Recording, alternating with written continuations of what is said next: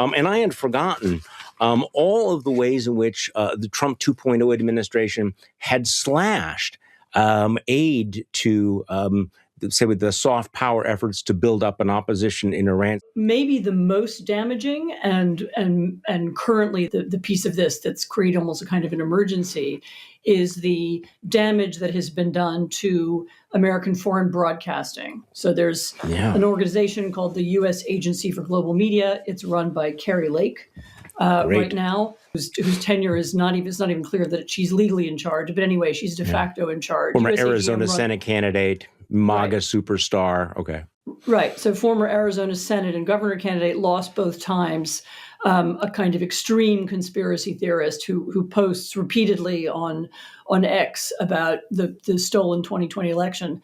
And she has almost totally dismantled Voice of America. She fired hundreds of people, wasting, I should say, tens of millions, maybe hundreds of millions of dollars in doing so, canceling contracts, putting people on administrative leave.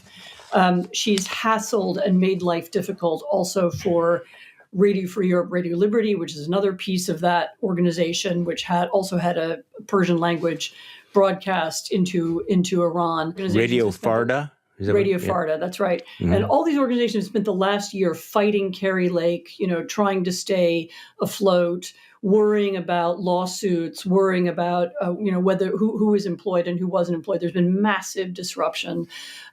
Lake has more recently, in a kind of panicked effort, she tried to rehire people to work for Persian language VOA. She's now put someone in charge of that who's a very partisan figure, who is clearly not doing objective journalism, is not trying to build credibility, who's somebody who has a distinct view of the Iranian conflict and debate, and who, for example, is an opponent of Crown Prince Reza Pahlavi. This is the son of the late Shah, who in any case has a substantial following both inside and outside Iran. And this person doesn't want the name of the Crown Prince mentioned on the air. So it's become a very eccentric organization. It has very little credibility. It's not an institution through which you could broadcast to Iranians and win a lot of trust or support. And actually, I'm told that inside Iran, the Saudi-based, Saudi-backed broadcaster is much more popular and has more credibility, which is pretty extraordinary if you think about it, when you think about American journalism and Saudi journalism.